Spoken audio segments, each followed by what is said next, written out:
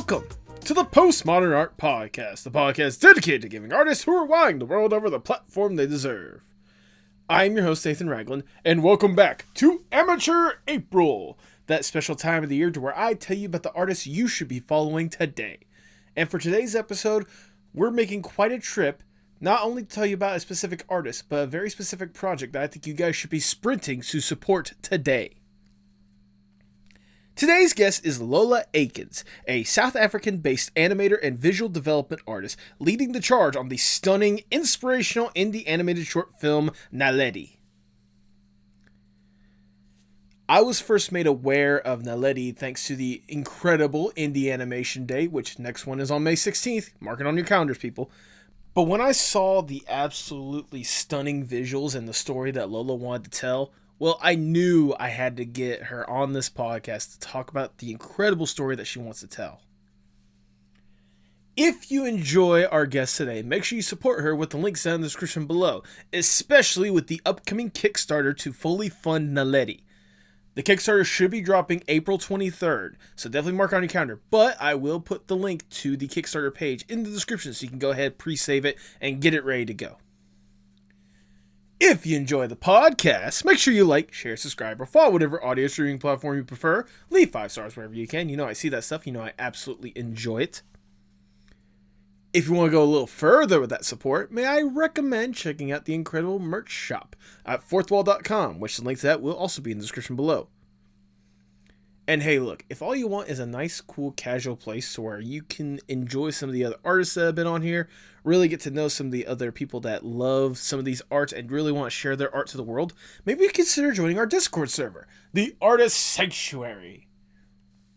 We've really been growing the group as of late, and honestly, it makes me excited to see the love and passion that these people have for their art and such. And if you want to see that love and passion, join that Discord today. But now, without further ado, please enjoy the Postmodern Art Podcast. Thank you so much for taking the time to do this, by the way. Like I said, I was instantly amazed with your film when I first saw, hints of it or whatnot, and so the fact that I got you here to talk about it, it's an honor more than anything else. Thank you. No, really, thank you. Thank you. I appreciate it for the exposure. What little bit I can give you is what I'm more than happy to give. Is this your first time on a podcast, just out of curiosity? No, I was on one, was it last month? Okay. Yes, last month. Yeah, so I've done one of this before. I mean, hey, regardless, whoever gets the word out there about NALEDI, right? Or NALEDI. I gotta remember to pronounce that right. It's NALEDI, yes. NALEDI. I don't know why I want to say NALEDA, but that's not it. It's NALEDI. If I do butcher it halfway through, feel free to, I don't know, smack me from across the globe or whatnot. Just make sure I get the name down right. Okay, cool. I'll definitely do that. I can only imagine the amount of times people mispronounce just anything that you had to present more than anything else. With some of the stuff you're putting out there. Yeah, and actually people sometimes, not sometimes, very often call me NALEDI because that's the name of the product. No, that's not my name. I sometimes just get I used to care if people actually mean me. I mean, to be fair, then at work. I was to be fair, I've gotten to the point to where if people don't know my name Nathan, they just call me Post because if they see a Discord or they just associate the podcast, so Postmodern Art Podcast, Post. I've kind of more or less accepted that as a nickname for me. So. In my case, I think I decided that I'll never make a film again that's named after a person. Yeah, I was like, at work, we're working on another project called Lolo. So my name is Lola, and then Lolo. So I'm always getting confused between NALEDI and Lolo. When people say Lolo, I'm like, whatever. I don't know what that means. If you are gonna make your next project after a person's name, just name after yourself. This is Lola. Yeah, Everyone enjoyed Lola. yeah. Like after me, if it is about me, I don't know, like if I'm interesting enough to make a film about. Well, we'll certainly see if this podcast is any indication of that. Okay, great. I was gonna say you watch like you put out the film actually called Lola, and people were like, "Oh my god, it was done by NALEDI, right? It was done by NALEDI." Oh my gosh, yeah. It's like it's the lady woman. Like I can actually see like differently happening. Absolutely. All right, Lola. Before we really get going, I must ask the icebreaker question of the podcast, if I may. Let's say you get to go to a desert island on your own accords. It is just you alone with your thoughts. You get to kick back, relax, breathe. You can truly enjoy yourself for a little bit. With accommodations, you're not stranded on an island. It's just your own little like personal paradise away from society for a little bit. Oh, great. To help make sure you don't go completely insane on this island, you can bring one piece of media or one piece of art with you to help with whatever kind of headspace you want on this island. If given this opportunity, what would that one piece be? So how long am I on this island for? As long as you want to be. This is your own little paradise. So it's either one piece of media or one piece of artwork. Mm-hmm. I think it's going to be media Mm-hmm. for sure because I can only look at art for so long. Right? So I don't know. Piece of media. I'll definitely probably be watching a series. Okay. What can I watch for 6 weeks on this island? I love that. I'm I really love that 6 weeks mentality. Actually, you know what? I've been thinking recently that I need to rewatch Dragon Ball Z. So if I were to Okay. go on holiday now, I would start rewatching Dragon Ball from the beginning all the way to like currently it's Dragon Ball Super at the moment. I haven't watched Dragon Ball Super. I just watched Dragon Ball to Dragon Ball GT. Okay. So yeah, it's like been years. So I think I'll go on a long rewatch or like yeah, I'll get through it. No, honestly, that's a really good choice, especially with how long that series has been going. More than anything else, like, is there a reason why you say you rewatched it? Like, is this a series that has like a personal connection to you, like growing up? Oh yeah, like being from South Africa, I think a lot of I like okay, not just South Africans, but like, all over the world, like, a lot of us artists were inspired by Akira Toriyama and Dragon Mm-hmm. Ball growing up. Like it was one of the first animes I ever watched. Like it was Pokemon and Dragon Ball. I was Okay. obsessed with Pokemon. Started watching them when I was like 4 years old. So yeah, like some of my earliest drawings are like oh Goku. I recently on my Instagram I posted like my early drawings from like 20 years back of like Oh me wow. drawing Goku constantly. So it's like, yeah, definitely like a lot of nostalgia. And I really loved Dragon Ball Z growing up. Yeah, it was like my favorite show. Series had like PlayStation game, I think with Burger Hive 3 as well, bought DVDs as well. But I don't know if you guys had it in the US, but we had Tazos. I don't know if you guys had those in the I US. don't think I've ever heard of Tazos. What are they? So it's like, because the same thing happened for Pokemon. So like you'd buy like a packet of chips, like Simba or Lay's or whatever, and then Mm-hmm. in the Lay's or the Simba chips. When you open it inside, there would be a Tazo. It's like a small round, I don't like token, I guess. So Oh, like, okay.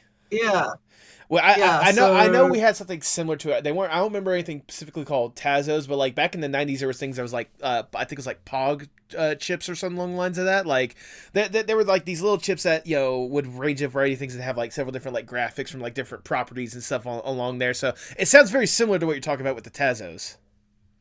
yeah, I think Tazos was specifically Pokemon though. I think Okay. Dragon Ball, like it's the same because they're both like small round tokens, and like the Tazo was literally like a Pokeball. Yeah, with the Pokeball, and then like a Pokemon at the back, and then the Tazos they were like different like colors. I think there was like green, silver, gold. I think each one represents like each of the Super Saiyan modes. Mm-hmm. But it's like from literally like the early 2000s. So yeah, That definitely part of my childhood, and everyone from the early 2000s in South Africa like knows what Tazos are. I mean, absolutely. I mean that. Honestly, I could see myself like obviously growing up. Like I was interested in stuff like Pokemon and such. So like having those little like tiny collectibles and just about anything that you can, whether it be Pokemon, Yeah, Dragon Ball, along the lines of that. Like yeah, I totally get that. I totally understand that. And also obviously rest in peace to the creator of Dragon Ball more than anything else. I yeah. lived a hell of a life more than anything else. Uh, But I think that's just a great body of work. absolutely. But regardless, Dragon Ball. That is your answer. You're locking that in. Yeah, for 6 weeks, if I had to go right now, I think yeah, I'll rewatch Dragon Ball in the 6 weeks. I don't know why, like you gave me any time frame in my mind, it's just like 6 weeks. I mean, honestly, Like who 6 weeks who of would Dragon like Ball. who would like to get away from society for 6 weeks? Just kind of like disassociate, just enjoy their like favorite thing growing up, and just not have a care in the world. Like that would be a dream. Yeah, 100%. But sadly, we gotta get back from the dream. We gotta get back to reality because right now you are currently Yeah. on the Postmodern Art Podcast. Welcome, everyone. I am your host, Nathan Ragland. Feel free to like, share, subscribe, or follow whatever audio streaming platform you prefer. You should check out the merch shop at fourthwall.com. Link to that in the description below. You would look fantastic in that merch today.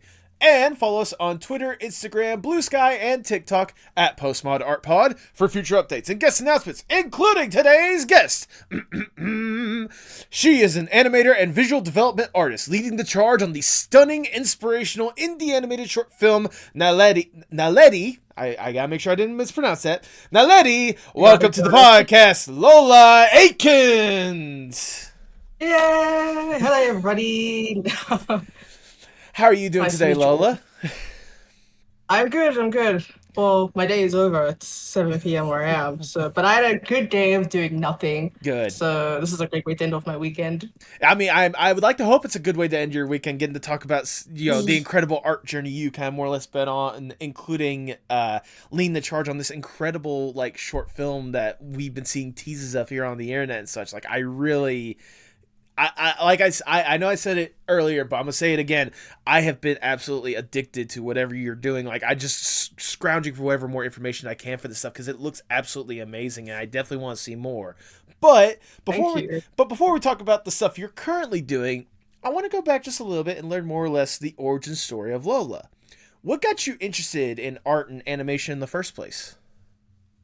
Okay, so yeah, it goes way back. I've loved art and animation since a young age. I've been drawing since the age of 4. Okay. So yeah, like I always wanted to be an animator, and I'm lucky that my parents supported me in that journey. Like my favorite cartoons and animated films growing up Mm-hmm. were like The Lion King, like Shrek, Toy Story as well.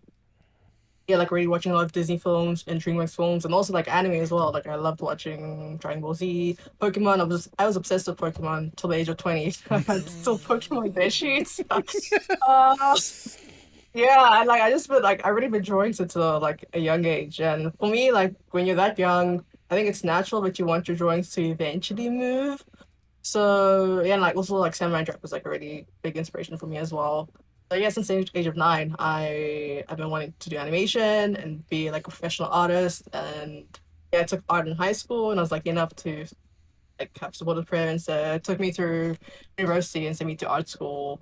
So yeah, Oh, and I nice. always wanted to tell like stories that represent me. Mm-hmm. Because again, growing up, like I didn't see like a lot of people that look like me in animation. So I wanted to like do that for the next generation of children like growing up, like people growing up now, so that they can see themselves in animation. So with my pencil, is achieving that. Will achieve that.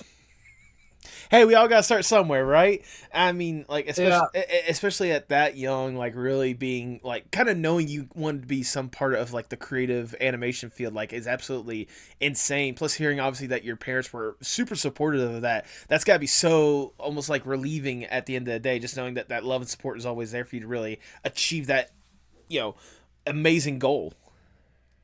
yeah, like for sure. Because especially, I think most artists, but also specifically in South Africa and Africa in general, like our parents, like African parents, like, no, you must be a doctor, you must be a lawyer. Mm-hmm. You're gonna make money off drawing or animation. Like in South Africa, like the nickname for animation is Popeye. Because you know, like Popeye, like the cartoon. So I think that's Yeah. like, yeah, I think that's probably one of the first introductions to animation I know, like in South Africa. It's probably before my time. So Mm-hmm. people call animation Popeye, like, as a nickname.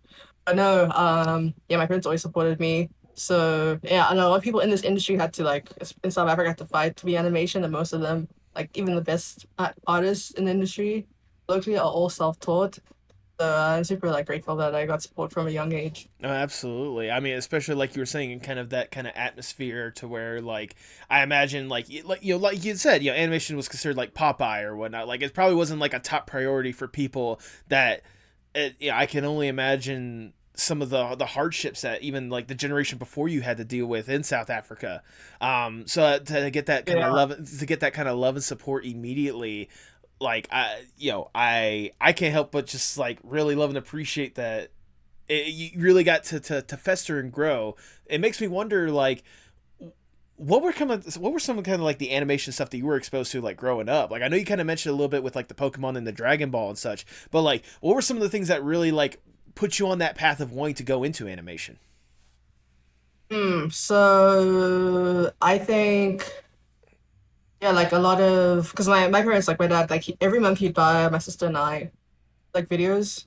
Mm-hmm. So at least like one like film a month or even every like 2 weeks we like have a video. So like The Lion King, like I mentioned, like Beauty Okay. and the Beast, Cinderella, all of those, like Land Before Time. I think like every week my dad was playing this like one Land Before Time video. But then also like when we got DSTV, like Cartoon Network, I watched a lot of Cartoon Network, Okay. like Powerpuff Girls, Dexter's Lab, like Samurai Jack, Cow and Chicken. Like those also like was watching those regularly that also like fueled like my desire to be an animator. And also I also really love Yu-Gi-Oh as well. So like besides like Pokemon and Dragon Ball, I was like Yu-Gi-Oh! There was Mew Power as well. Okay. Digimon, I love Digimon. Like yeah, I had the Digimon Ooh. movie. Like yeah, but I bought that for us. So yeah, like it's really like a combination of Western and like and Japanese animation and anime that like is like my are my influences into being an artist. I mean, those are some. All the stuff you just listed right there is a very good foundation for some animation like today more than anything else. Like, I grew up watching like those Cartoon Network shows that you brought up, so like that instant nostalgia Yeah. just hit me like a brick more than anything else. Yeah, like I think I was growing up in the golden time of television. I used to feel like, because I feel like every like generation's like, oh no, like this generation, the current generation, like all their TVs whack or all their movies are whack. But then a few weeks ago, I saw on Twitter that Disney Channel, what like their peak was 2000 and was in 2007, and now they had like maybe 2 or 3 million like viewers. I don't know. It was a big number. And Mm-hmm. then now like it's less than like 200,000, 300,000. So okay, I knew I wasn't like I knew I was growing up in the golden age of television. Because literally, yeah, because 2007 High School Musical came out. Well, High School Musical 2, and that was like the biggest, like probably the best day of my childhood when that sequel came out. Oh my gosh, I waited so long for that movie to come out. And like now, like yeah, and like how the industry is growing, like I think in America, specifically Hollywood. Yeah. Yeah, it's like yeah. And then also kids are watching their shows more on YouTube now actually. Like people just don't watch TV anymore apparently, well, according to the numbers. I mean, not just like YouTube, also like the streaming services. The fact that they're some of these people are like, well, not many people are watching the channels. That's because all the stuff that we want to watch, you have on your streaming services that you set up for people to watch Yeah. all the time. Like, Yeah, yeah, for sure. goodness. So when did it go for you? When did it go from just like this kind of more or less like general love and exposure to art and animation to truly a passion and wanting to make it your career? When did you kind of more or less know that you wanted to be an animator like through and through, no matter what? Yeah, so the age of 9 for sure. Like I knew for sure when I was 9 years old I wanted to be an animator. Like I wanted to do other things like a sports professionally, but I knew my job I wanted to make drawings and I wanted to make them move. But I guess from the age of 14, um, I really like started to take art seriously and like okay, like instantly stop drawing anime and try to learn how to draw properly. But then but even when I got to university as well, because like I took art in school and like when you have like a natural aptitude for art, like talent. And then I got to university because actually I studied in France. I was like super fortunate to do that. And I got there and realized, okay, I actually really don't know how to draw at all. Like Mm. these kids have like even though I had supportive parents from a young age, but also the resources to learn art, like and how they teach art is like different in like France, for example, because it's really in their culture. Like we don't have a culture like being appreciative of art or like we want to be an Right. artist, like take it seriously. Like having to learn anatomy and perspective. I really like struggled throughout my whole degree. Like I didn't know how to draw. Like literally like thought I could draw, like no, like don't know how to draw. So yeah, so the university was pretty tough, and I guess I was learning how to draw properly then. I feel like I'm still learning how to draw, but I feel like every artist is like that. Yeah, I feel like every artist still Um, has that that little bit that they're still trying to learn. But I imagine, especially for you, like going from a place to where like it, like you said, there wasn't a whole lot of resources when it comes to animation and stuff, to a place to where like they really emphasize and love art to a fault in a way. Like it must have been more or less a yeah, culture shock for you to really go there and really learn how to draw more. yeah, for sure. Like, yeah, it was intense. Like, but from like 9 to 7 every day, like in class, and like our first year was pretty foundational. So literally like traditional drawing, like live drawing, observational drawing. Like you go outside, like they take us to like different spots in Paris, I think every second week. And then we go and do observational drawing, perspective, color. Like it was a lot. And it's like, 1 year is not enough to learn how to draw. So again, like I feel like I'm still kind of catching up in my second and third year. So yeah, I was like constant drawing, like in the metro, like in the train, the bus, like when during my school holidays, also draw. And I feel like I also had like a also I feel like I didn't know how to learn how to draw, like Mm-hmm. learn how to like draw, because it's like because you can have instruction. It's really you teach yourself how to draw through constant practice. And I feel like I didn't know how to like learn or study like art when I was in university, only maybe like towards the end and when I actually started working. I think when I started working, I feel like then I became semi-competent. No, I became a competent artist. Like when you do something like the same thing over and over for um yeah, for like a whole year. Still like learning again, still learning, but I feel like only when I started working, I feel like that's when I started having big breakthroughs as an Right. artist. Yeah. I mean, more than anything, especially seeing the stuff that you're putting out there these days when it comes to the Naledi that you're showcasing or whatnot. I think competent is putting it mildly. Like you're really putting forth like some incredible stuff with that, and I definitely want to divulge into Thank that in a you. little bit. But I imagine along the way while you were studying in France, is that where you more or less came across the concept of visual development? Like when did you understand that as a concept Yeah. and add that to your repertoire as an artist? Yeah, definitely. When I was studying in France, because I literally had no idea of any animations terms besides character designer. I actually wanted to be a character designer, and Okay. really, I really suck at character design. I'm afraid to say that. Um, no, like, yeah, like because you draw people, and I feel like sometimes like my drawing of people is not as good as let's say drawing of environments, because when I do viz div, I do environment design. So like I for the most part don't struggle with that as much as I do like character design, because it's more than just like an anatomy. It's also like having appealing characters. Right. But I think, yeah, I think when I went to France, the only like animation term I had in my head was like animation and character design. I didn't know like there was like visual development. I didn't know like concept art, like hey, what's the difference between concept art, what's the difference between visual development, what's character designer. I had no idea what compositing was until my second year. Like when we had a class compositing, Right. like what is this? Like this is like we're not drawing at all. It was compositing class. Like I had no idea what any of that was until like I went and studied overseas. I mean, to be fair, if it helps you out anymore, like I didn't study animation a whole lot or whatnot because I went to school for filmmaking, all right. But I didn't know what compositing was until I started the podcast and I interviewed someone whose main thing was compositing. Like it was a learning Ah, experience for me. So yeah, it you're, was. I think unless you're like studying like you were, you wouldn't know what terms like compositing or visual development is more than anything else. So for those that may not know what it is, how would you describe what visual development is? So, to visual development, let me try not be literal, but you're literally, I want to use the word developing, but you're literally creating an aesthetic for the world and the characters that you're creating, like essentially creating an art directions like a little bit higher, but it's already, you're creating an art direction Mm-hmm. for what the world and characters look like. Like, what do they look like? Like how are they designed? Like, are they designed simply like is it like a lot of anatomy, like a lot of muscles? Like, is it simplified, like more cartoony? In terms of style, it's really like you're developing a style for what the world and the characters in this world look like according to like the needs of the story. Okay. Okay. And now, what is it about visual development, especially because, like, I saw at least on the website or whatnot that you have an emphasis when it comes to the environments. What is it about developing environments that kind of just creatively like get you going? Like, what is it about that you're comfortable with, and you put that forth when it comes to visual development?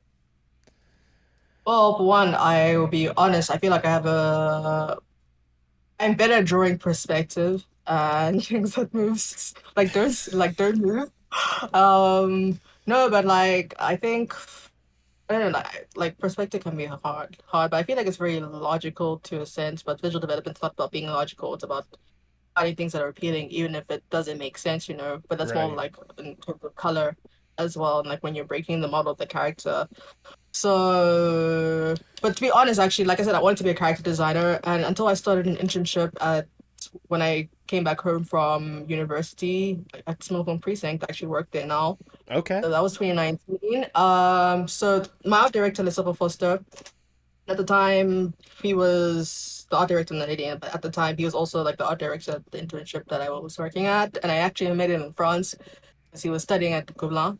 Um, so there were a bunch. Everyone in that internship wanted to be like character designer because it was a visual development internship and storyboarding internship. So all the Right. biz dev artists wanted to do character design, and like for the rest of us, like I said, it's like a character design. So it was like, you know what, you guys are better at environments. You should do that. Okay. So yeah, we worked on like three short films that year, and I spent the year like doing biz dev for like for the environments of those three short films, and I did enjoy it. I did enjoy it, in fact, and I found it. I want to say easier, but I feel like for me, I like it's not an easy job, but I feel like for me it was like I thought it was easier to do than character design or more. Let me say it came more naturally There you go. than character design. Not to say it's easy, but I feel like to do that came more naturally to me than trying to create characters It's like design. you felt a lot more comfortable with doing the environments than with characters. Yeah. Like, because no matter how I try, like to draw characters, like they always come out unappealing, and my poses are always stiff, always like the teachers even in university Mm. poses, stiff. C'est lourd en français and French. So it's like yeah. So with environments, like okay, they stay still, but again, you have to make them appealing. I feel like I also was able to do that, like create appealing environments as opposed to characters. Right, right, absolutely. I mean, regardless, some of the environments that I was able to see with your portfolio and stuff, or like through your Instagram and such, like you've done a fantastic job, like really like creating almost like a vibe and ambiance to whatever environment you're more or less creating. Like of all the ones that you've Oh, created, thank so you. of all the ones that you've had a hand in developing so far, do you have a personal favorite or the one that you're like the proudest of when it comes to the environment you've been able to really encapsulate the audience in? It's hard to say. I feel like what I can, I think there've been many, but I feel like what I can say at the moment, I would say the environments that I did in the trailer from the lady, but purely Oh, because of I saw myself grow in the artwork because yeah, I was the first person to draw for my project. So to see the environments I was creating in like what early 2020, end of 2019, as opposed to what I was coming up with at the end of 2022 when we finished the trailer, I was mm-hmm. like I saw myself really grow. Yeah, and see like oh actually like because I draw a stadium like 2 years prior like and then draw a stadium like 2 years later and like oh this is actually better. So yeah, I'm not no, but I feel like it was also able to capture a great sense of scale because you know especially stadiums are big, so trying to do that like how do we achieve that? Um, yeah, so those definitely some of the most challenging environments that I had to like paint at the time, so not even draw because I did the layout, some of it as well. But I had an incredible layout artist, Terminal Tabane. Like he works at the Head Studios, the production Okay. company for 90. So yeah, he did most of the layout. I helped out a bit, but then we were three people that did the painting because like at one point like we were kind of struggling. So at some point we all had to like come in like the environment artist, because even I was like directing like okay I don't want to like paint too much, but I was like okay like we need to finish this thing so let me paint. So yeah. So yeah, like I really enjoyed that, and I feel like I grew as well as an artist doing that. Yeah, I think say that could be my favorite at this point. I mean, to be fair, to kind of see that growth that you more or less had from like when you started the project to where you are basically now at this point, or at least when you last updated those environments, like I can understand where you're coming from. Like to see that kind of growth, like I'm the same way when it comes to like the podcast, like seeing how I did interviews back whenever I first started in September 2020 to where I am right now in 2024. Like, yeah, I see a definite growth and a lot more of a comfort and understanding of how I want the thing to flow. Yeah. Just like for you with NALEDI, trying to go from like the environment you initially had to the environment you were really truly able to encapsulate. No, I respect that more than anything else. Thank you. Thank you so much. But I mean, okay. I know we're only like really just starting with the interview, but I feel like we gotta get to the real like meat of the conversation that we need to talk about. We've been teasing it a little bit, but let's talk about this incredible project that you've been working on, more or less, that you want the world to know about, and that is this incredible indie animated short film known as NALEDI. Now, I have only recently heard about this, but from what you're telling me, you've been working on this for a while, so I'm genuinely curious. First off, for those who may not know what in the world we're talking about, how would you describe NALEDI, and how did this concept even come to you in the first place? Okay, so yeah, those who don't know, NALEDI is a 2D anime short film, and it's about a star athlete who has to come to terms with her debilitating grief Mm-hmm. in order to regain her confidence and finish her race. So Nadi's a hurdler. She's competing at the African Athletics Championships. Her father has recently passed away, so she's kind of trying to get through her first race without her father there. So yeah, I first came up with the concept in 2019, so that's like 5 years now. Yeah. So yeah, like I said, I did an internship at a place called Smoking Precinct now where I work. So and I said that we did visual development and storyboarding in that internship. So to train us on that project, well, not well, to train us because we were going to do viz dev for a project called Lola. Mm-hmm. That was commissioned work. That's what we were hired to do. But before that, they had to teach us how to make pitch Bibles. So the 20 of us interns, we had to pitch our own stories, and then from that, we were going to choose two stories and make pitch Bibles for those. That's Okay. when I came up with the name. I pitched. I didn't really actually intend to pitch that story. I don't know how I came up with it, to be honest. I actually wanted to pitch something else, completely different.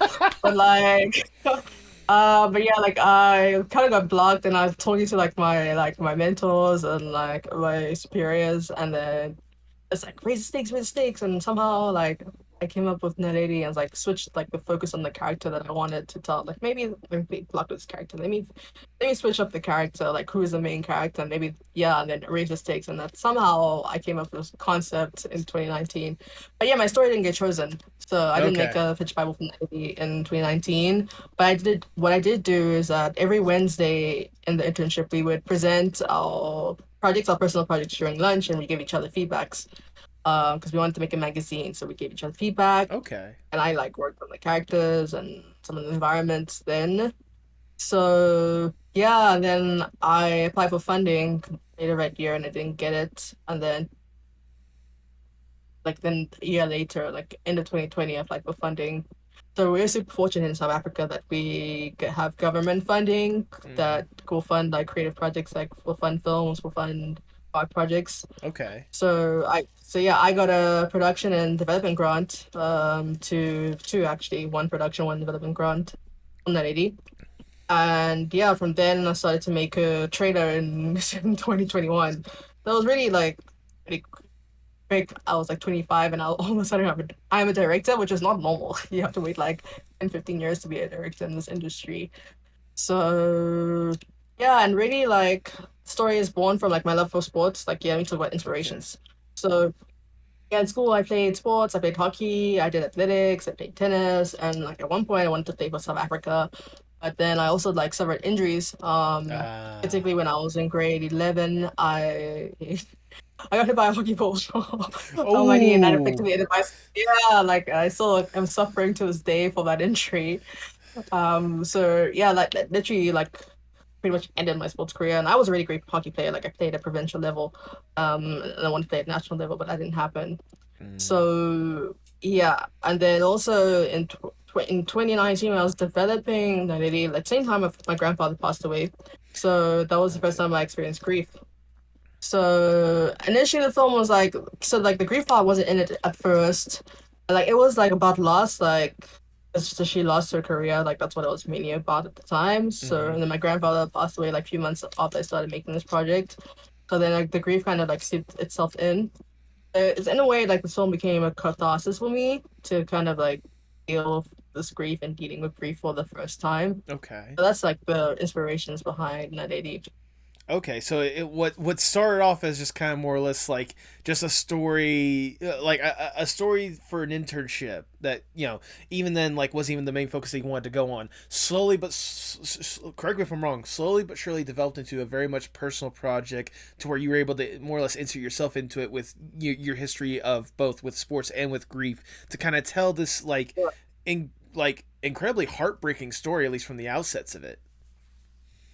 Yeah, for sure. Like I wasn't, I was already was like not my intention to tell the story at all. Like 'cause I didn't know how I came up with it. And then yeah, and like a story just kind of like built itself as I was doing it and as I was going through life as well at the time. Um, yeah, so yeah, it's a very personal story now. So Like I'm curious because obviously it's not a story that you initially wanted to tell in the first place, or that you weren't initially planning to tell. When did it kind of click in your head of like, you know what, this is a story I do want to tell. This is a story I want to go forth and really like bring to fruition. So I think actually like ultimately the very first time I pitched it actually like before like my grandfather passed Mm-hmm. like yeah, so I pitched it and I thought like, you know what, like I didn't get chosen to like make a pitch Bible, but I thought I had something. And even like the art director, Lucifer, he was like as well, like the story is really great. And he was like, I would work on your story. And then literally like months later, when I was still developing the story, he's like, if you ever get money, like come to me.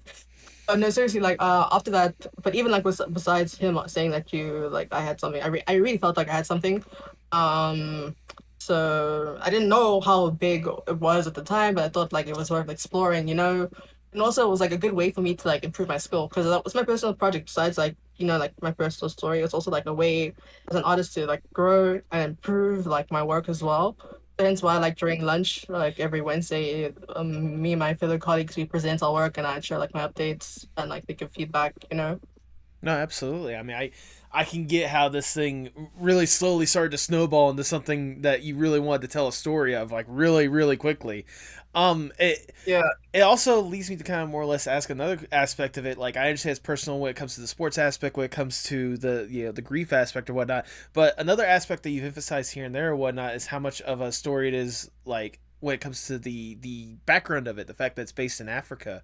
Like you kind of hinted at it a little bit with kind of like how there isn't these kind of stories, there isn't a whole lot of like animation based off of South Africa. But how big of a factor is it to tell this kind of story? For me, it's really huge actually. Like, yeah, because besides like my own personal like inspiration like with my grief and playing sports. Also, like African women and like black women like really dominate athletics. Like the top athletes in the world like are black women, especially in athletics. When you watch the Olympics or the World Championships, Mm-hmm. like everyone in that lineup is a black woman predominantly. But specifically from South Africa, I mean, yeah, I knew I had something, and I knew like nothing like this was being done at the time as well. And I really wanted to like make a film for Africans by Africans, because no, I'm losing my train of thought. I want to say something. I've lost it, but yeah, like it for me, it was really big, like to tell the story as an African person, because yeah, like that's why, like it's the African Athletics Championships that Right. I could have made it the Olympics or the World Championships, I could have done that opposed to like the African Athletics Championships, but I made it the African Athletics Championships because I wanted to represent African women, Right. because yes, we have black people all over the world, but like people from Africa and from the continent as well, like yeah, our stories are rarely told. Like again, like we struggle. Like we have so many. We have a wealth of stories across the continent, but we really struggle to tell our stories at the way we want to because we literally don't have the resources to do so. So I really wanted to like represent like all my people across. And I know like I don't want to say Africa's one, but stuff like that. But South Africa, like Naledi is very South African for sure. Oh Like yeah. the name. And then yeah, then having other athletes from other countries as well is also a way for me to like even not to other African countries. Because literally, if you see the stadium, like I try to put as many flags as possible, but also for myself, like, I'm originally from Sierra Leone, so that's in West Africa. So Mm. I've grown up in South Africa. So I'm very South African in that sense, but I also want to represent other countries because I'm also from other parts of Africa as well. So that's why it was important for me to also represent like other parts of Africa, like and also part of my heritage as well. Because there's a Sierra Leonean athlete there, so like we should also like go not to like my culture, you know, like the Yeah. country that I'm originally from, where my parents are from. So yeah, I think I'm rambling now a little bit, No, no. but Hey, this is a podcast. I encourage the rambling. Like, if you want to keep going with that, okay, that's cool. good. Yeah, okay, cool.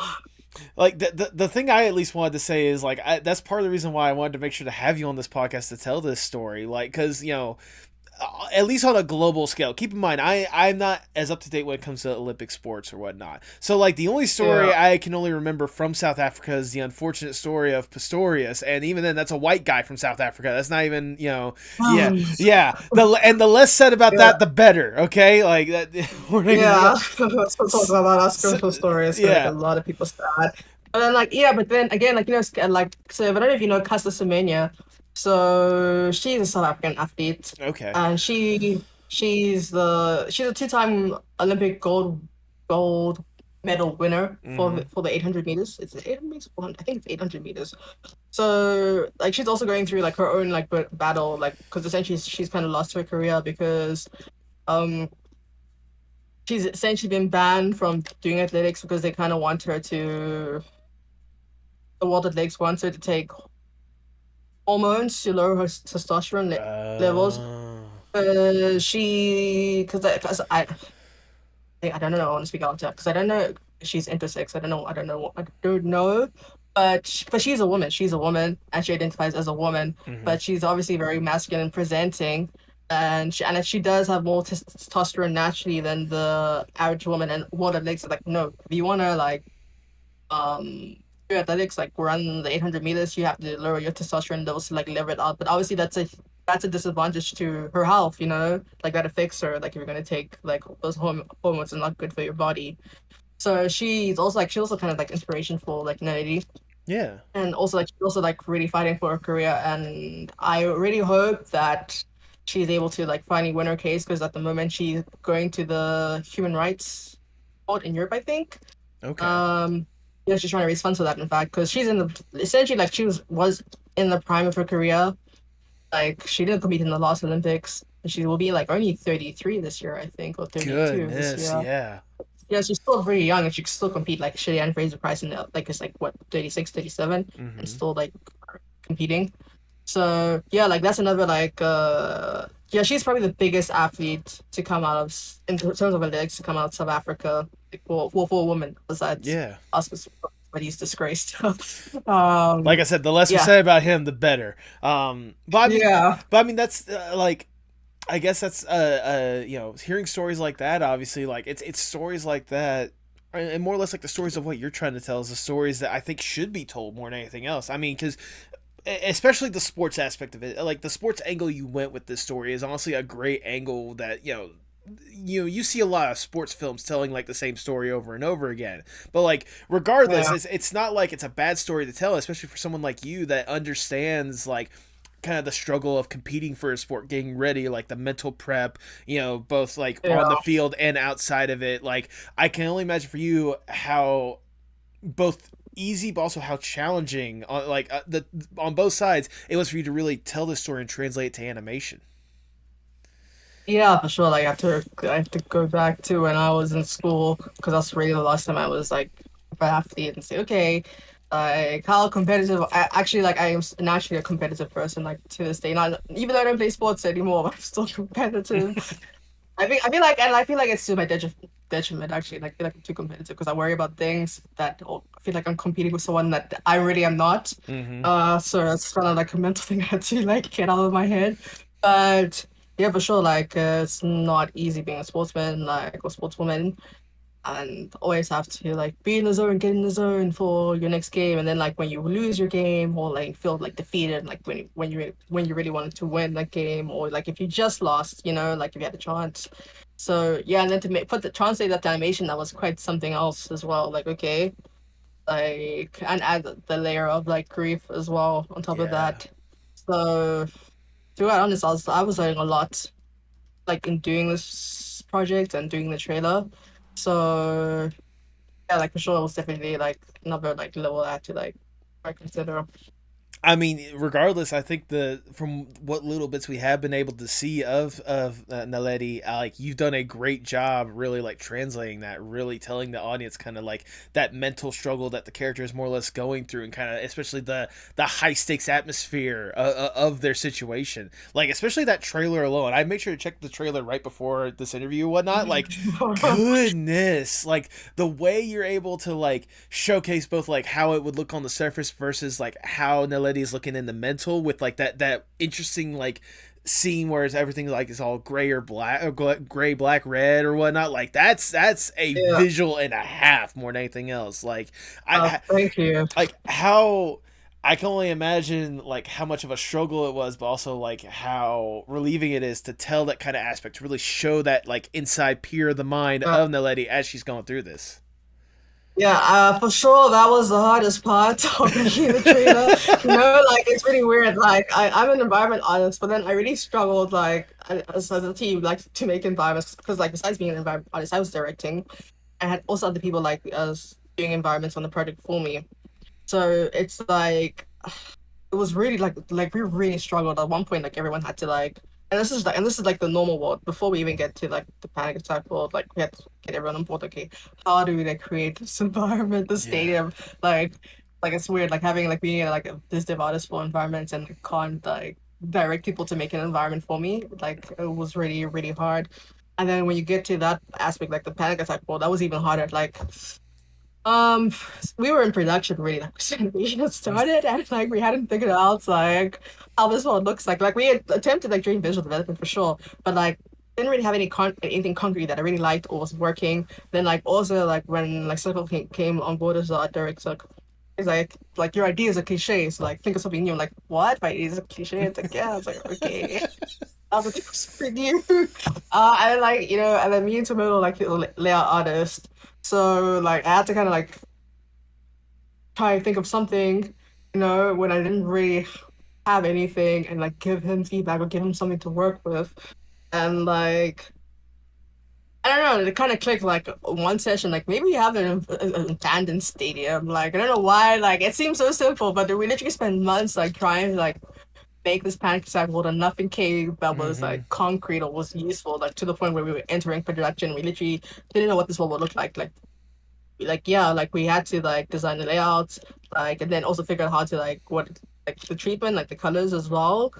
I mean, like, well, I did know like from my earlier explorations for that world, because I think the very first concept art piece I did was it was a study, and it was like this like red piece, like the atmosphere and mood was like red, and I can feel like it's kind of danger, and I knew I wanted that. I wanted that. And then also when we were doing like visual development and we were doing the color script, like first color script, and we kind of had like a version of the color script that came out like greenish, and I was like, I also like that. And I was like, okay, like how do I combine this green and red? Because I like both. I don't know how I can do both. Then like this all came on board, and like when he did the color script, like, oh, you managed to do both of it. That I got to have the green and the red, from what I was thinking. But then also like, but that's a color point of view. But then from the actual design point of view, like Mm-hmm. like abandoned stadium, literally didn't come up with that like until like yeah production. It was really difficult. Like yeah, like everyone I worked on the project as a business artist, like yeah, we all already um like struggled. But again, like it was also my first time directing anything as well. So Okay. essentially came from a junior. I was literally a junior. I had only been working like 2 years at that point. I just graduated about 2 years prior to that. So like I said, like direct like at 25 is really not normal. So I literally didn't have any experience directing. So it also like I felt like I also like held our team back a little bit because okay, like I kind of knew what I wanted, but also a lot of the times I didn't know what I wanted or didn't know what I was doing or felt like I didn't know what I was doing. I kind of had to trust my gut sometimes, and like well most times like every decision is like final, is based on my decision. Like I make the final call, so Right. really everything kind of weighed on me. And I don't know if like I'm always second guessing myself, and I don't know if like making the right decision. because even like when I came up with the abandoned stadium, I was like, I don't know if it's gonna work. Like I was like, I have to make a decision because literally that's your job as a director. You have to make a decision, even if you're not entirely sure, but you kind of like try and make an informed decision as well, even if you're not sure at the time. But in the end, it worked out. Like the panic attack came out great, so I was like, okay, that was like I feel like that was maybe the one decision as a director. I felt like okay, I managed to do my job as a director. Like made a decision, and it turned out well. I mean, I think so more than anything else. Like I said, the kind of the atmosphere that you created with that panic attack, like really like gets the audience. If they have not seen it, like they really need to like understand like how much of like how should I word this? Words are wonderful, aren't they? Um, no, like you've really done a good job, really putting the audience in that headspace that Naledi like is supposed to be in. Like you really put your audience in that Thank you. environment, and I think that's something that especially for a first time director, like I as someone that went to school for filmmaking, like I understand like the struggles of being a first time filmmaker and like really like figuring out how you're gonna lead a team to do a certain thing, or like if you have a certain choice that you want to execute.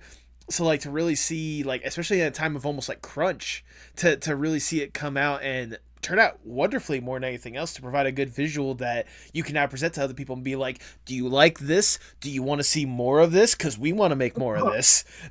Yeah, for sure. Like, yeah, I want to make more so badly. Like, it's always been my dream to make 10 minutes. But I'm really so glad I made 1 minute because everyone's like, make a short film first. But even 10 minutes is a lot, and I feel like if I Yes. had made 10 minutes straight out the bat, I feel like I really would have messed that up for sure.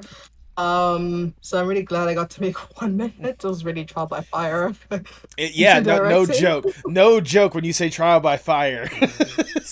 but Yeah, guys, like if you want to make films, like start with 1 minute even like don't even and I'll let me like this is specifically animation, but I don't know if mhm. like same can be applied to live action, but yeah guys, start with 1 minute even like before you attempt 10 I, minutes. I'd say So yeah. I'd say for any sort of like creative thing right there, just start off with a single minute. Figure out how much you can put into a single minute, and figure out like Yeah, if it's enough. Like don't like overwhelm, don't underwhelm in a minute. Just like see what you can do in a single minute. Give you that little limitation to like tell what you can. yeah, for sure. Like yeah, especially if you're first time director, you're definitely like not gonna have budget to make 10 minutes of anything. So you may be trusted with like enough money or even like besides money, like in your own capacity. Like I know a lot of people, like a lot of animators make films entirely by themselves, or at least short films, Oh yeah. and especially like 1 minute short films. So like even if you don't have resources, like see what you can do by yourself, And 1 minute's a great place to start there. If you're trying to get yourself through an entire production, like from start to finish, and you're doing it by yourself or like with limited resources, like yeah, start with 1 minute. You will learn a lot, like for sure. Oh And you'll be yeah. grateful like for down the line. And the 1 minutes can open you up to like more.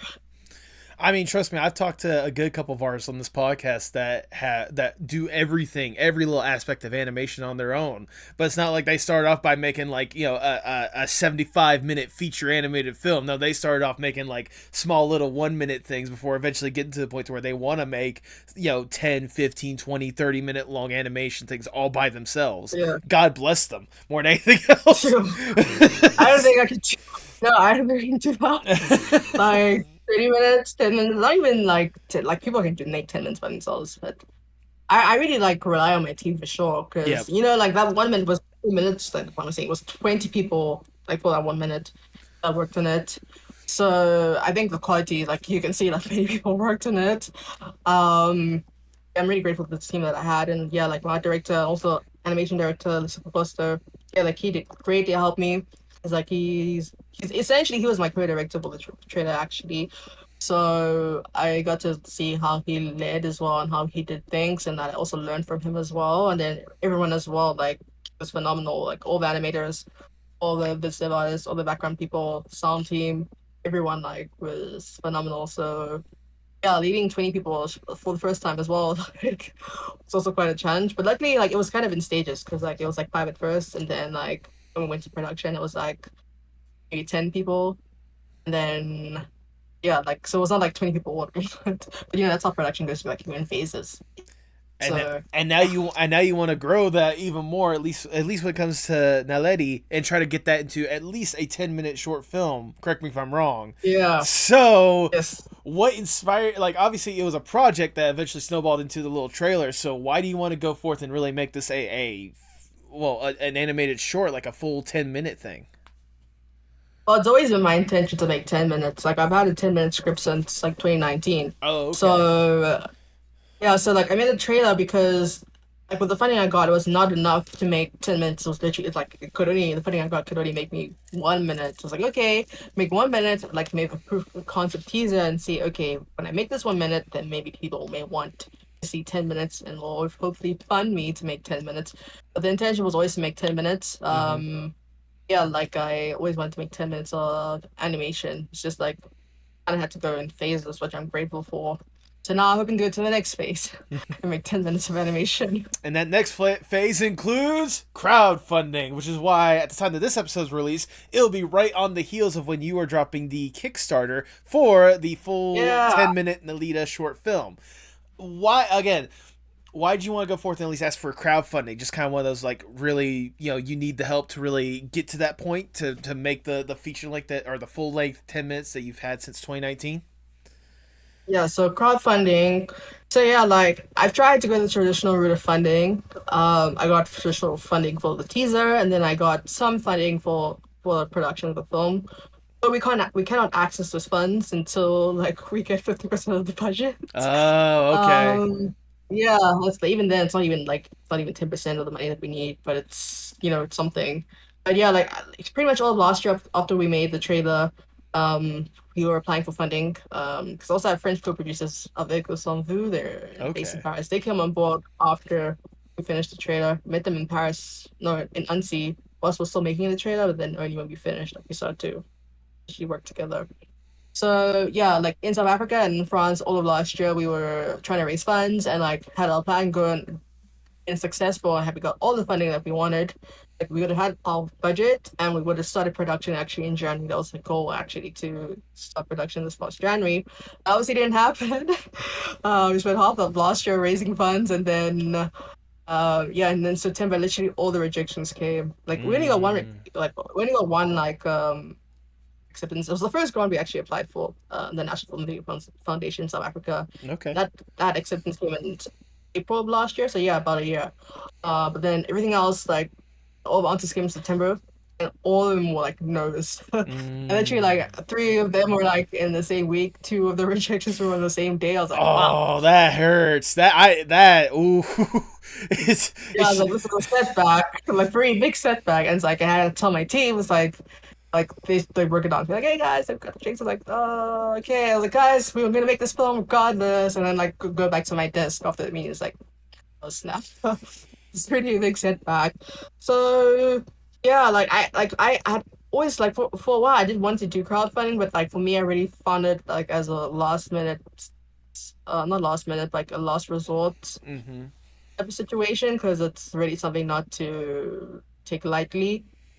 But also, luckily at the same time, whilst I got all those rejections, we got a mentorship with Kickstarter actually. So There Ansi you go. and Kickstarter, they are having a program for short films, animated short films. So they chose 5 projects, and luckily NALEDI was one of those. So also like, okay, this sign also like let's do Kickstarter because that answer also came in September. So so I got 1 year. It was really actually weird because in September of last year, like I won like a pitch on NALEDI, and then also I won like the Fabulosi Award for the trailer. So I was like, I had all these wins, but then like the real wins that I wanted, like the money, that never came through. Um, but yeah, so we decided to do Kickstarter in like pretty much September of last year. But we're kind of starting with our goal for the animatic. hmm It's like Kickstarter's all or nothing because we're essentially blocked because we have like the first draft of the storyboard. So we really like need to finish the animatic. So that's our first goal. So hmm like our first goal will get us animatic. Then the next goal will like help us up until like the final goals will help us start production. I'm still looking for funds like elsewhere as well. Like trying not to solely rely on Kickstarter. Right. But hopefully like our campaign is such a success that I will never have to look for funds anywhere else again. But yeah, but no, really, like it's really to help us like move along the project and like just get start like move forward because um yeah, so that's why I'm doing crowdfunding. So please support us, guys. If you want to Yes. see awesome animation from South Africa, please fund on Kickstarter. I mean, Promise, absolutely. promise, yeah, for promise to make cool things and like cool like short film. Besides cool, like really heartfelt short film. Like film is really personal to me as well, and I really want to tell a story at like super high level, super high quality in South Africa, and also like pay people what they deserve. Because yeah, like we get government funds, but again, it's like limited and like it's not what you need to pay people their worth. And I really want to pay people their worth, and treat this as a Absolutely. proper production. So yeah, so please like support us in any way you can. Like you can contribute financially, that would be amazing. Share online, like engage, like and comment, like that helps boost our posts as well. And hopefully, if you are not able to support us, maybe someone on your timeline will. So yeah, like I'm super excited for the Kickstarter. I'm also like nervous, but I'm very excited for it to happen. I mean that Yeah. that that nerve is always going to be there whenever you're asking people to crowdfund. I mean, I was helping the person that helps me out with the podcast, Tipsy J Hearts. I was helping her trying to get some crowdfunding for the animated series that we're working on together called The Evil Little Thing. And trust me, it's a stressful time. No matter how confident you are in your project, no matter how much people love and enjoy it, it's always that kind of nervousness of like, is it going to be enough? Like. Yeah, like people actually like really believe in this project because like people say they're behind this project. It's like, okay, it's really time for you to put your money where your mouth is. Yep. No, but in all seriousness, like it's like people say, okay, I really love this project. Like, okay, so I really hope that when you say that you mean it and that you will support us, even like again if it's not financially, like just sharing, engaging as well. So yeah, I really hope like the crowdfunding is well received by the public. Yeah, especially doing it from South Africa again. That's another like thing because I think I don't know. I think I may be the first person to do a crowdfunding campaign for an animated short film from South Africa. Well, on Kickstarter specifically because Kickstarter is not available in South Africa. Oh, okay. So like we cannot launch projects from South Africa. Like we can back projects, we cannot launch. So my French co-producers, like they're the ones actually like running the campaign. Like yeah, the campaign's being Oh. launched from France, so that's how I'm able to do it. I did not So, realize that like, was a thing. That's interesting. I didn't that I learned something yeah, new today. yeah, like Kickstarter is only available to launch projects in very few countries, and South Africa's Mm, not one of them. So, a couple years back, like almost a decade ago, there was this other project called Kariba. They made a graphic novel, but they made a teaser. In fact, a really high quality teaser. Like, you should check it out. It's called Kariba, and then they ran a Kickstarter to make a graphic novel in hopes to um one day use that graphic novel and make it a script for a feature film. right. But still, they were raising a graphic novel. We're trying to raise money for a short film, like to actually make an animated production. So that's still different in that sense. So on Kickstarter, because yeah, there've been crowdfunding campaigns for sure on other platforms, but Kickstarter is I think the most popular creative platform for crowdfunding. So to do that from South Africa, not to really have like a precedent for animated crowdfunding for to not have a precedent for precedent for films that are being crowdfunded on Kickstarter from South Africa is really daunting because I don't know what to expect because I don't know like okay like this project was successful, this project wasn't successful. It's really just like my project. I feel like it's been on Kickstarter. I could be wrong, but I feel like my project's the only one that's animated short film that's being launched on Kickstarter from South Africa. I mean, it's certainly interesting to see how it's going to play out more than anything else. But I feel like with some of the love and support you've gotten from outside of South Africa, like there should be plenty of people that should come in droves and really help get this thing off the ground. Yeah, Like would ironically enough, whatever hurdles that may be, I'm sure they'll be crossed one way or another. You know. yeah, no, absolutely for sure. Like, I really believe in this project, and I know for sure, like, one way or another, I'm going to make this film. Like, it will be made, Hmm. and I really hope, like, to like you guys, like the public, like you can be a part of our journey to make this film, and I invite you to be a part of this journey in making NALEDI, and to share this little personal project I've had for the past 5 years, and I hope to bring it to fruition. So yeah, for sure. Like, I think, and like internationally, like people started to recognize the project. Um, yeah, so hopefully like that becomes even bigger when the crowdfunding campaign launches. Absolutely, absolutely. Plus, I imagine you at least got some pretty good rewards for the people if they want to contribute to the Kickstarter. Like I imagine some like behind the scenes looks and such. Yeah, for sure. Like I can talk about the rewards a little bit. So yeah, like obviously we're gonna have like access to the film when it's once it's completed. I think that's a standard like reward. Mm-hmm. We're gonna have an art book, digital and physical version of the art Ooh. book for any people that are interested. And yeah, behind the scenes, like we're gonna have access to the working files, in fact. So the Photoshop files for the backgrounds, the animation files, or the animation, as well as compositing files. So for anyone that's interested in making an animated film or wants to know our process as well, like you'll be able to access those files once we've made the film if you back for that particular reward. And we're also gonna have masterclasses, in fact. So Okay. like have a stellar team. So we're gonna give like animation masterclasses. You'll get about 7 masterclasses. Um, and it's all in one tier. So I think that when it comes up to really a bang for its buck, because the people will are giving the master classes like the Seho as well. Like he's the art director, he's giving a character design masterclass. And he was just nominated for an Annie for his work on Kizazimoto. I don't Oh, know if there you've you seen go. it. Oh, okay, okay. Yes. Yeah, so he made a short film called You Give Me Heart and he's a character like his thing is he's an art director, his thing is character design. Mm-hmm. So he was nominated for an Annie. And then I don't know if you guys know Pamela Ribbon. So she's also like a story consultant on the project. Her short film My Year of Dicks was nominated for an Oscar last year. She wrote on Moana Ooh. and Wreck-It Ralph, I think, Ralph Fix the Internet as well. So yeah, she's gonna give a masterclass as well. We have animation masterclasses as well, but other professionals and on production as well, like Kaya Kun. She's one of my producers. She's was a Okay. lead series producer on Kizazimoto and she's worked with Triggerfish, and she was, I think, the main producer on short, their recent feature film called SEAL Team.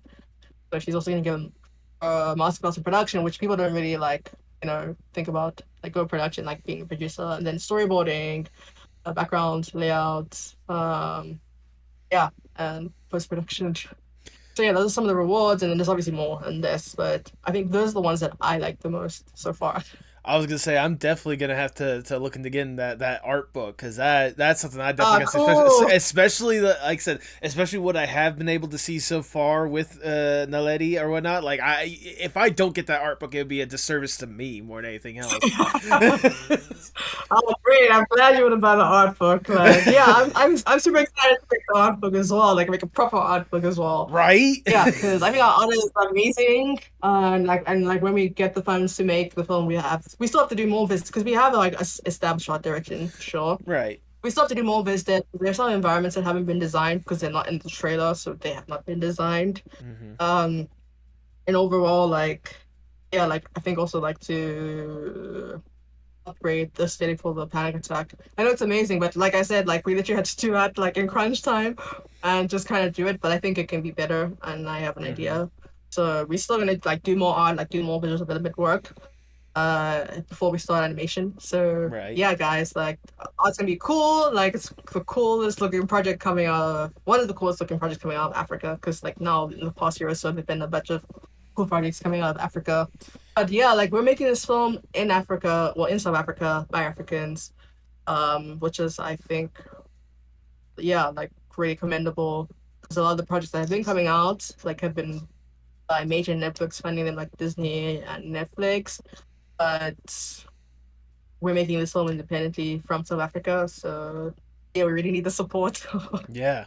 I mean, like at the end of the day, I think like from everything that you've been talking about with like how important the story is for you on so many different levels, like for both from a personal level and also kind of like on a national level and such, like it at least seems to me in our conversation that like this is a very important story for you to tell at the end of the day. So any way that we can to help you get there, I think it's more than worth it.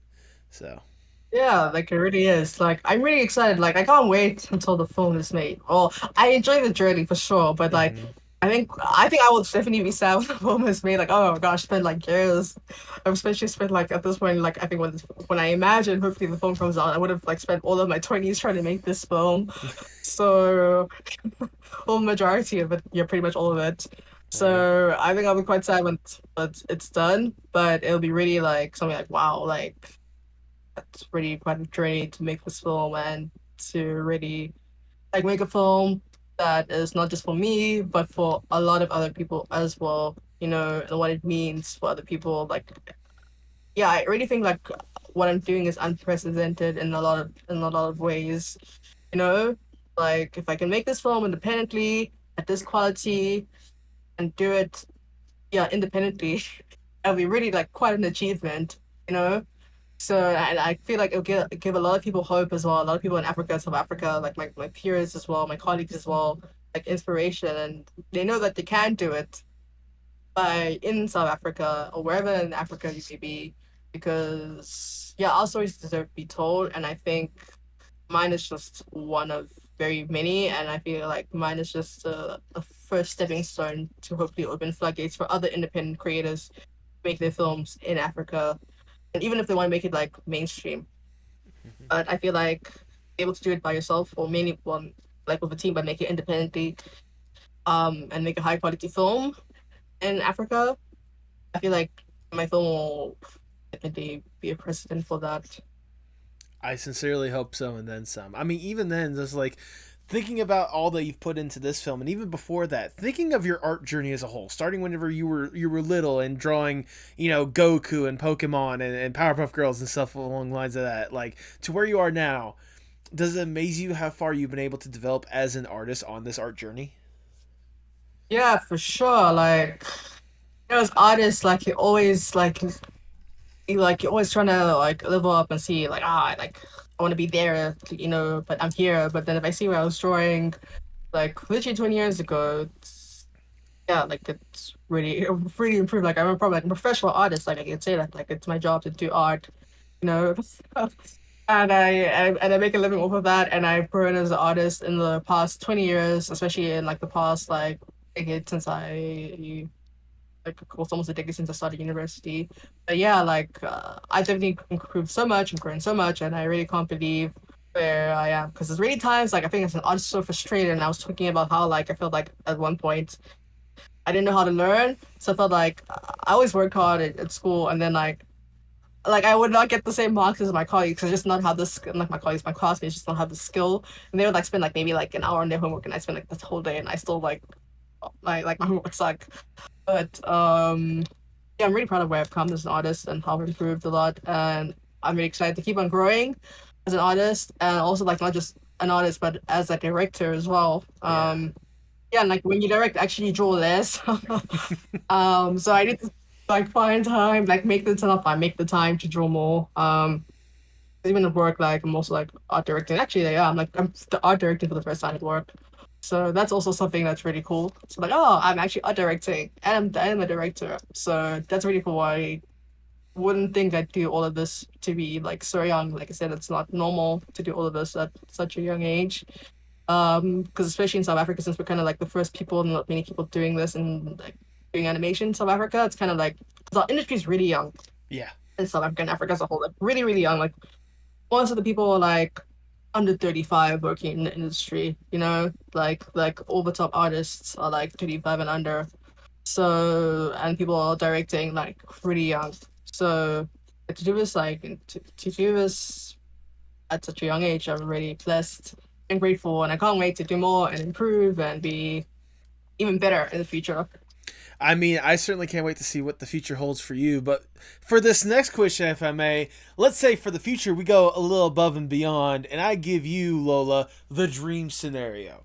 Let's say I am Okay. Big Shot Mr. Moneybags. I come up to you and like, look, Lola, we know you can do some incredible stuff. We see what you've been brewing up with NALEDI, and we know that there's so much more you can potentially do. You just need a little extra boost, a little extra platform to get you there. We have access to everyone and anyone in whatever industry possible, and more money than there should be possible. We really should be compensating, the animators. That strike's coming up like really soon or whatnot. At least in America, we'll take care of them eventually. We promise. Right now, we're focusing on you and you alone. If given this opportunity, what would be the dream Lola Aikins project? Oh, well, my dream project is to make a feature film. Okay. Which feature film? I don't know if I have ideas. I'm just think of which one. But I really want. But my ultimate goal is like I really want to make feature films and direct feature films. Okay. So yeah, like if whoever has money, like after I make that video, or maybe I need to make another short film or TV series or whatever afterwards. But like come to me with money to make a feature film, and I will make a feature film for you guys, and it'll be awesome. Well, I mean, if you have multiple ideas for feature films, like plural or whatnot, why don't we just give you your own animation studio so you can make as many of those films as possible? Yeah, like I would like a studio. In fact, that's actually been a dream of mine. It's like running a studio is like something totally different. Mm-hmm. Like in comparison to directing, like it's really management. Right. Um, and like a lot of admin stuff and business stuff, not necessarily art stuff. So if I want a studio, like I probably have to have someone that's like more business orientated, but I can draw I mean, and Mr. not just be Moneybags, like producing. Mr. Moneybags is right here. He can take care of the management. Yeah, but for sure, animation studio, like yeah, and like seeing with some of my industry peers, like we've spoken about it. But yeah, we need to pay our dues Yeah. before yeah, so like get our skill up, like do some practice before that and like get experience and then yeah, we can start a studio. But yes, that's definitely a goal of mine, but feature films All before right. anything. All right, that's a good thing to aspire for, and I'm hoping you get there at that point. Speaking of hoping that you get there, sadly we gotta get down from the dream scenario. We gotta get back to reality, and I'll ask the ever so generic question: where do you hope to see yourself in, say, 5 to 10 years? Ah, 5 to 10 years. Well, I hope in 10 years, like I just said, I hope I'm making a feature film. Okay. Um, yeah, so I hope to make a feature film in 10 years, and yeah, I hope we will at least be starting to make it. I hope like I'm in production or it's close to being made. And then, yeah, hopefully a studio as well in 10 years, 5 years. Well, hope in 5 years' time that it is made. Well, it will be made. Oh yeah. But yeah, for the immediate future, I guess the next 5 years, it's really like I just want to make this film and see where I go after that, and Hmm. like what I do after that. But definitely in 10 years, I hope I'm making a feature film. Well, there you go. It's a good thing to aspire for more than anything else. And I honestly, I can see it with the enthusiasm you've had so far. Like it's only a matter of time. I feel like it's only a matter of time at this point. Thank you so much. Appreciate it. As we start to wind down the interview, I just have one last question that I want to ask. Obviously, you've been deeply entrenched in art for years at this point. How important is art, not just for you, but for the world as a whole? I think it's super important, like for everyone. Like in our downtime, we all consume art, like reading, like writing, like watching films, cooking. Like I think Hmm. like that's kind of an art form. Baking, it's like creativity, expressing yourself. It's really important as human beings. I feel like if we don't have that, we really don't have anything. You know, like something to express ourselves. Like art is more than just like drawing, like or music or writing. It's really like expression of yourself in whatever form, like even making TikToks, like that's I feel like an art form as well, the form of expressing yourself. So I feel like we definitely need that. Like everyone is worried about AI Yeah. and yeah, so I feel like if you take our purpose away from us, like working, we'll say like doing something, that's the moment when we like lose ourselves or as people we won't have any purpose. So yeah, like art is like super important for the world and we've always needed it, like it's more than just like leisure, it's also like a spiritual thing as well, so yeah. I think that is wonderfully worded, if I do say so myself. Um, Lola, that's all the questions I have for you. I've already showered you with a whole bunch of praise, but I want to shower you with a little bit more because it's my podcast. I do what I want. Uh, like I said, Lola, Thank you, Nathan. oh, absolutely. No. Like I said, Lola, whenever I was first introduced to NALEDI, like whenever I first saw the glimpse of that or whatnot, I was instantly enthralled. Just seeing the gorgeous animation of it and seeing the story that you were trying to tell. Like, I cannot see why the story isn't told more than anything else. And I think it's fantastic that you're taking on this opportunity and taking on this responsibility to really bring this story to light. Um, Getting an opportunity to sit down with you and talk to you, really get to understand kind of more or less like the history of you and like why you wanted to tell this story more than anything else, like it was all like I already had a lot of love and respect for what you were doing, but like that love and respect is through the roof at this point. I mean, Thank you, it's appreciate it. especially in the day and age where I feel like more and more of stories like these, like these inspirational stories, these grieving stories, these stories of real people, like whether I like just people that you can easily see yourself as, and especially like for places like in Africa where there isn't a whole lot of representation out there, like it's slowly becoming more and more, but even then, like the representation you're really putting forth out there, I think it's absolutely amazing, and it's absolutely stunning to really see what you've been able to produce so far, and it makes me really excited to see what's next, whether it's just simply with Naledi or even way past that when you get those opportunities to direct those feature films, which I know is just a matter of time at this point. um, Thank you. Long and the short of it is, Lola, thank you so much for really putting yourself out there. Thank you so much for really taking on this mantle and really going forth and pushing to tell this story, because this is a story that definitely needs to be told. And I'm gonna be rooting for you every single step of the way with this story and every story you have afterwards, because I definitely want to see Thank how far you. this can go. Thank you so much, Nathan. I appreciate it. Yeah, like it's been a real journey, and like thank you for taking the time to like interview me. Like it's also been fun chatting to you. But yeah, like guys, like please support the short film, Oh yeah, absolutely. and I promise you, like I'll make the best film I can possibly make with the best team. Like we know what we're doing. I've studied this team, and like we know what we're doing. So yeah, and it's really just like one step in the way of what I want to tell. Like I have so many more stories after this that I want to tell, and I know that I can tell, and this is just the first step into getting there. So yeah, I hope you guys support our Kickstarter, and in the meantime, we have a mailing list. So at our website, naledimovie.com, you can subscribe there, and then you will know you'll be notified the moment we launch. So yeah, like this is only the beginning, and I can't wait Yeah. for the rest. Absolutely, and don't worry about that link. I'm gonna make sure to have that in the description below so that people can Of can course. can get to that real quickly. And while we are doing our pluggables right now, where else can people find more about you and Naledi? Where are the social medias? Plug yourself for the people at home. So on Twitter and Instagram, we're at Nelly Film. On Facebook, Nelly Short Film. You can find me on Instagram, Lola underscore Aikins.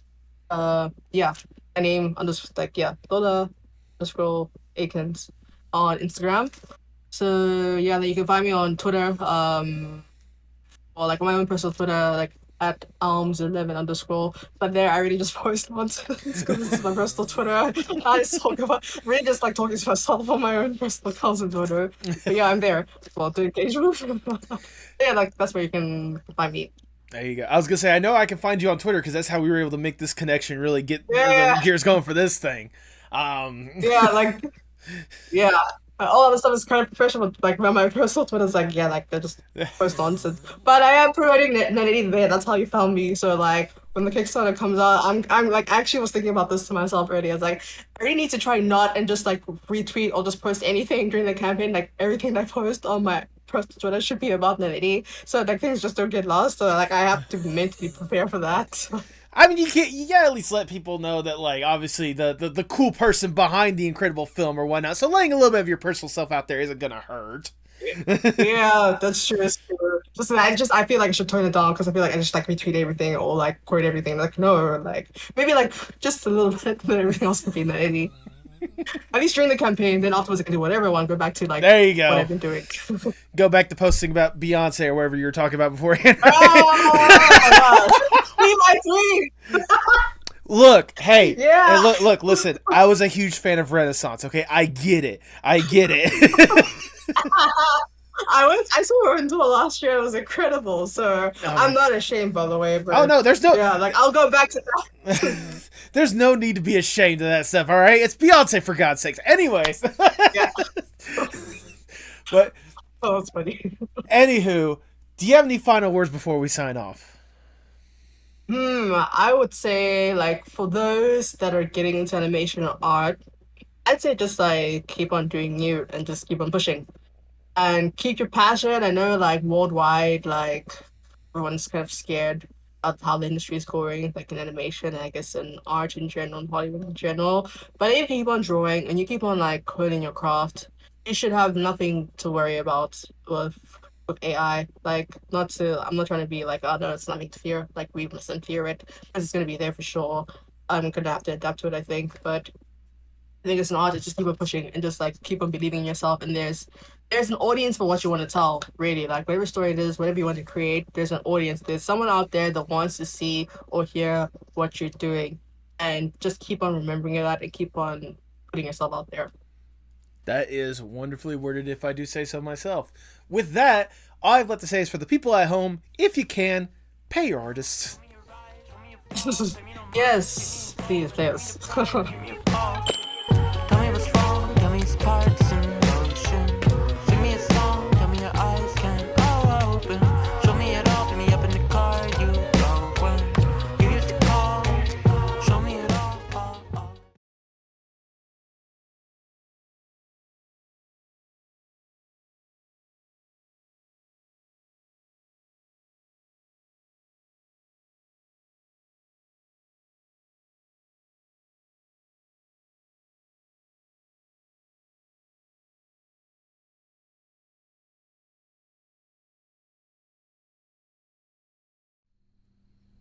Thank you so much for sticking around to the end. If this is your first time listening, I greatly do appreciate you getting up to this point.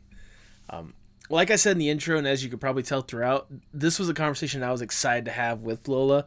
And Lola, if you've gotten up to this point, thank you so much for your time, and I'm sincerely hoping nothing but the best for NALEDI. I mean, I don't know if you guys could tell with the visuals I put in here, but this is no ordinary short film that you've seen.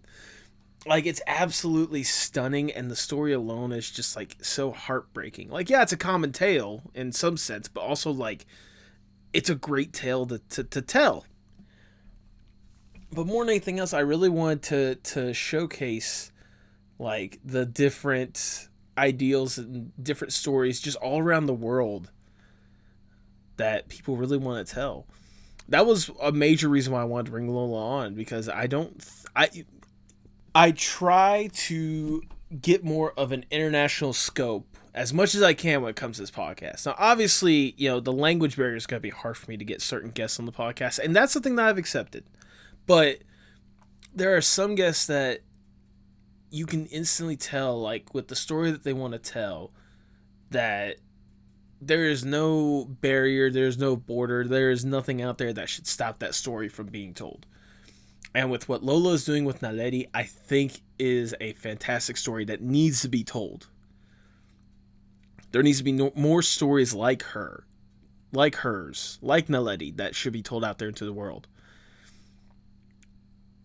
There should be more incredible stories and people from places that you wouldn't normally hear stories from. I have obviously had international guests come on the podcast before, but I want to really like get as far out as I can. I want to try to get to places that I've never even thought about art being a major aspect of it, I want to try to get those stories out there so that people can love and appreciate it, because those stories need to be loved and appreciated. And with what Lola is doing with NALEDI, hopefully it's a good step in the right direction, not just for stories like that, but for stories in South Africa.